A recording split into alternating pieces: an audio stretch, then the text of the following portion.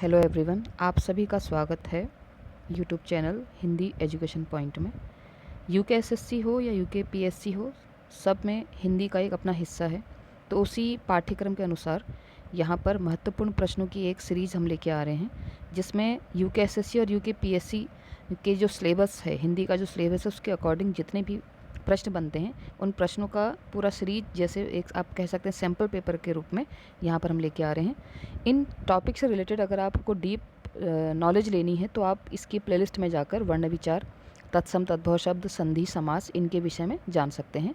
तो अभी हम जो 20 प्रश्न आते हैं परीक्षा में, उन प्रश्नों के सिलेबस के अकॉर्डिंग ही यहाँ पर हम प्रश्नों का निर्माण किया है, तो आप इनको समझें।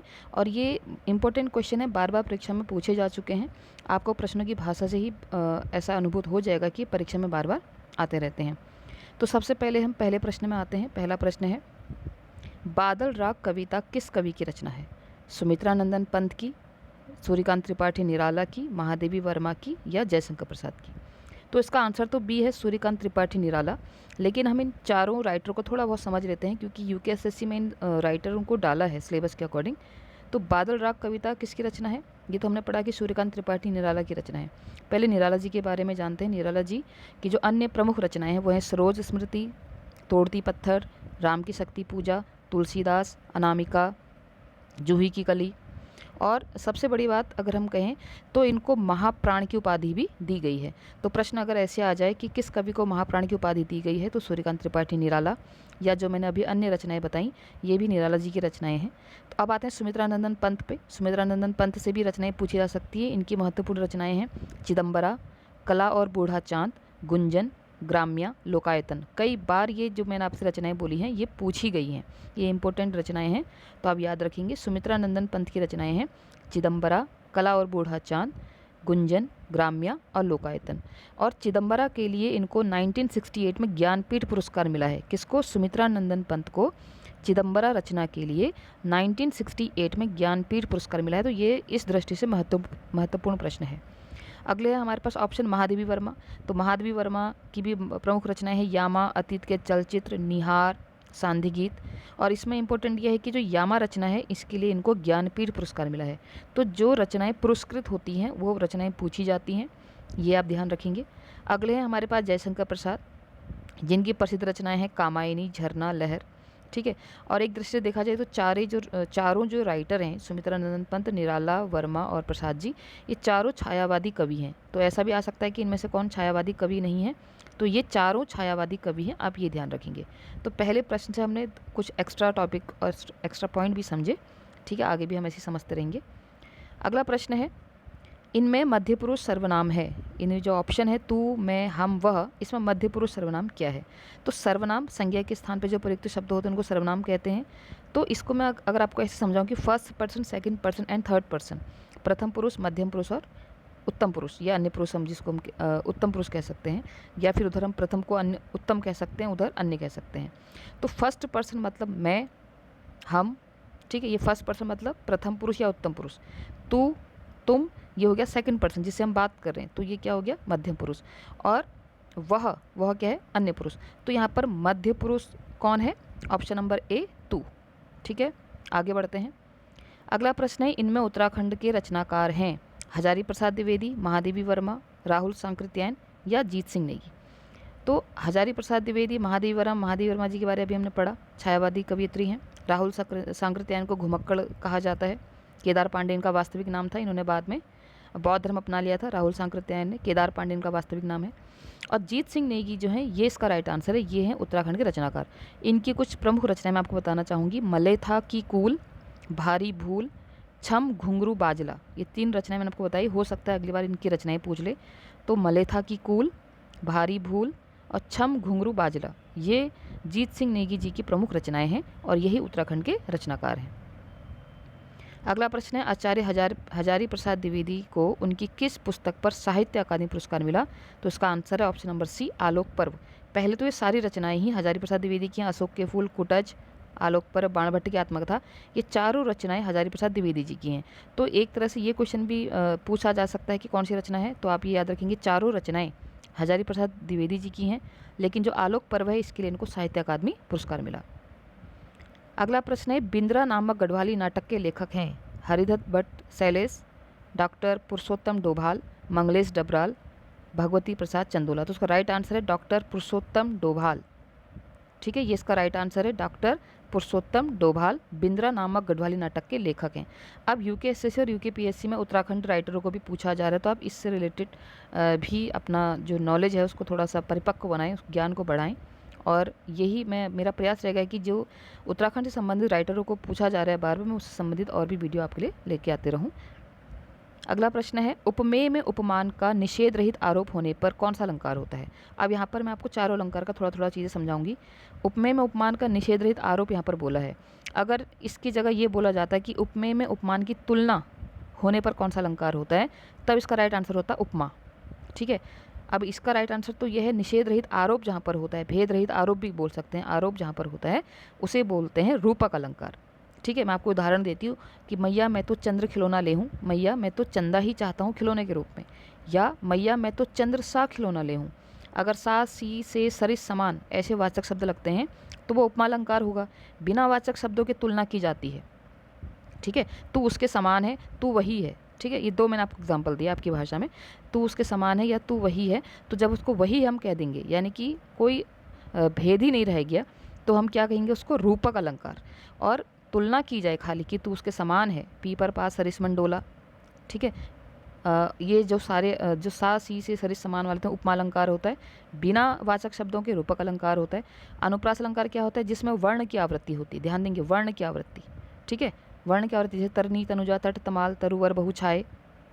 ठीक है, रघुपति, राघव, राजा, राम, इसमें र है उसमें त है, तो जहाँ पर वर्ण की आवृत्ति होगी वो अनुप्रास अलंकार होगा। और यमक अलंकार में क्या होता है, शब्दों की आवृत्ति होती है, जैसे काली घटा का घमंड घटा, एक शब्द दो बार आया। ठीक है, काली घटा का घमंड, दोनों बार अर्थ अलग होगा। और 3 बेर खाती थी, वो 3 बेर खाती है। ठीक है, तो यहाँ पर हमने चारों अलंकारों को थोड़ा बहुत समझा। तो जहाँ पर उपमेय में उपमान का निषेध रहित आरोप की बात होगी तो रूपक, और उपमेय में उपमान की समानता की जाएगी, तुलना की जाएगी, तो क्या होगा, उपमा अलंकार। इसका आप ध्यान देंगे।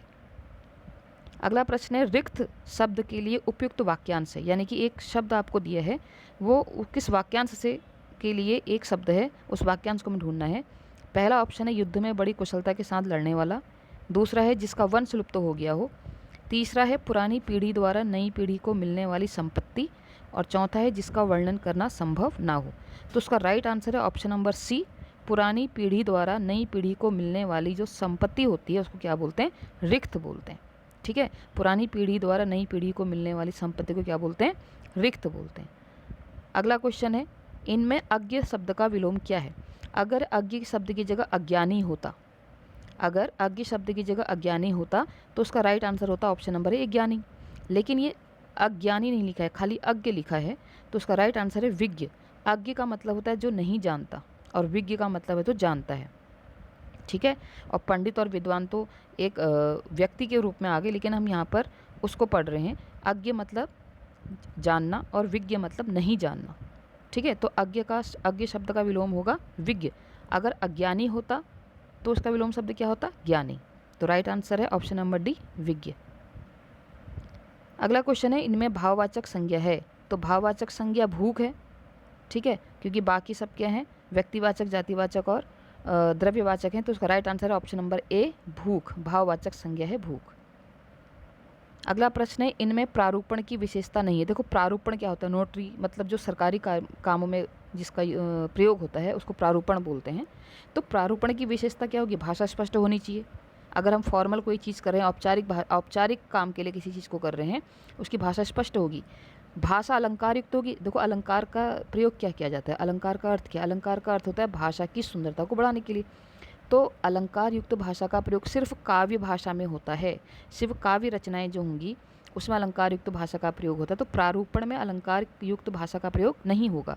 तीसरा ऑप्शन है विषय अनुकूल होना चाहिए। हाँ, प्रारूपण अगर है तो जैसा उसका टॉपिक है उसके अकॉर्डिंग होना चाहिए, और प्रारूपण की भाषा सरल होनी चाहिए। तो उसका राइट आंसर क्या है, अलंकार युक्त हो प्रारूपण की भाषा। ये गलत है, क्योंकि अलंकार युक्त भाषा किसकी होती है, काव्य की होती है। तो उसका राइट आंसर है ऑप्शन नंबर बी।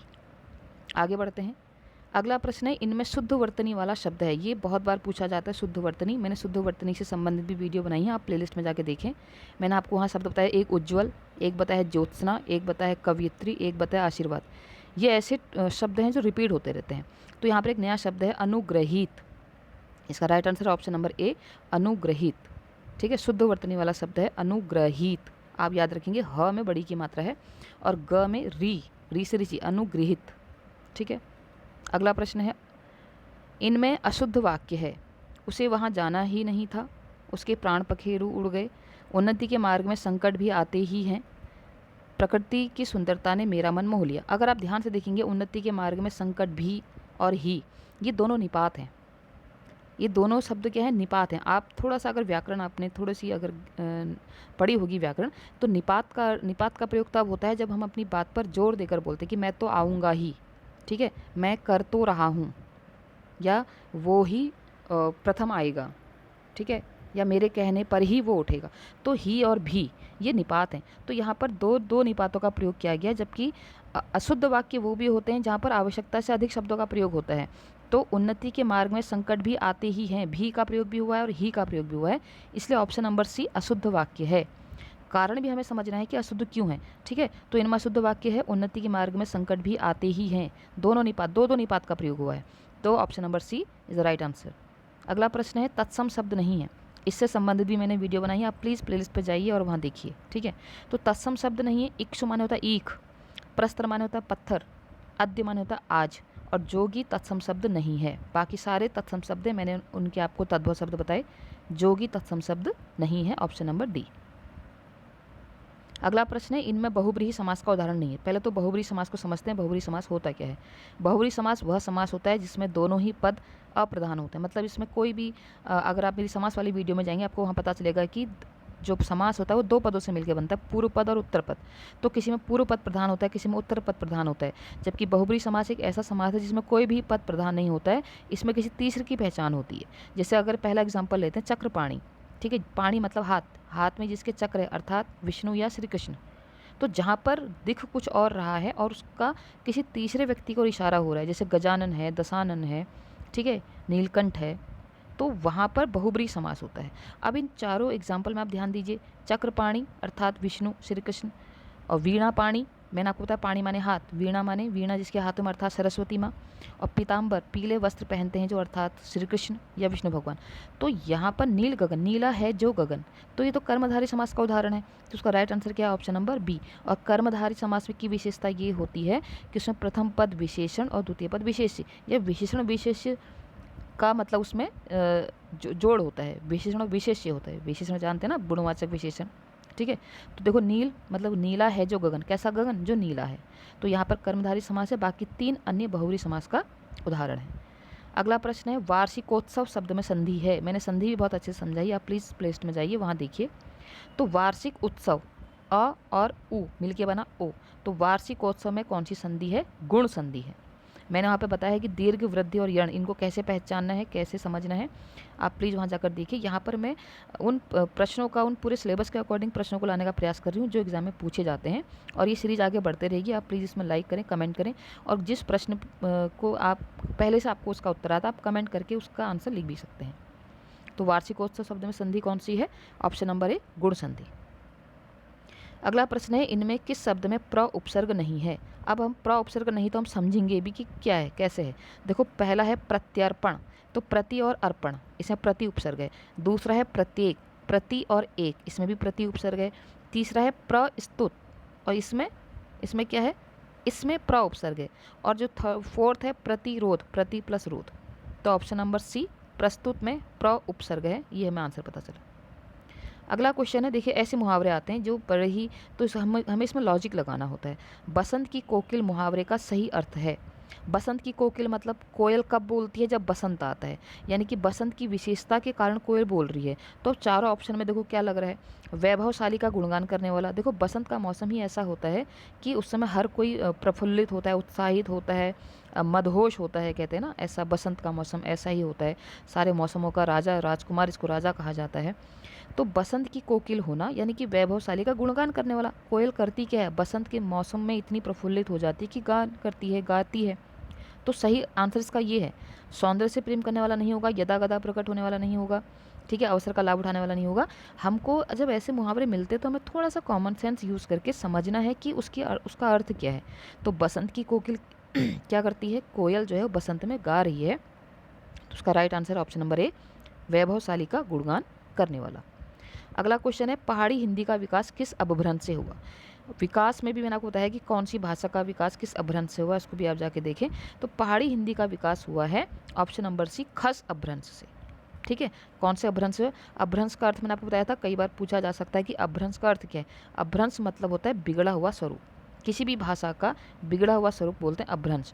तो पहाड़ी हिंदी का विकास किस अपभ्रंश से हुआ है, खस अपभ्रंश से पहाड़ी हिंदी का विकास हुआ है। क्योंकि यूकेएसएससी और यूकेपीएससी ऐसे एग्जाम है जो उत्तराखंड राज्य के हैं, तो यहाँ पर उत्तराखंड से रिलेटेड जो है क्वेश्चंस को ज़्यादा उठाया जा रहा है, इस पर आप ध्यान देंगे।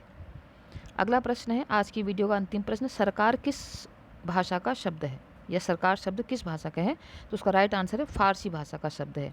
तो मेरा प्रयास था कि सारे जो सिलेबस है यूकेएसएससी यूकेपीएससी का सिलेबस है उसके अकॉर्डिंग उस पूरा एक सैम्पल पेपर मॉडल पेपर आपके सामने आए, और ये प्रश्न ऐसे हैं जो एग्जाम में पूछे जा चुके हैं। तो आगे भी मैं सीरीज लाते रहूँगी। डीप नॉलेज के लिए आप उसकी प्लेलिस्ट पे जाके देख सकते हैं। और प्लीज़ कमेंट करें, लाइक करें, शेयर करें, जुड़ें इस चैनल से, आगे भी ऐसी सीरीज आती रहेगी। आज के लिए बहुत बहुत धन्यवाद।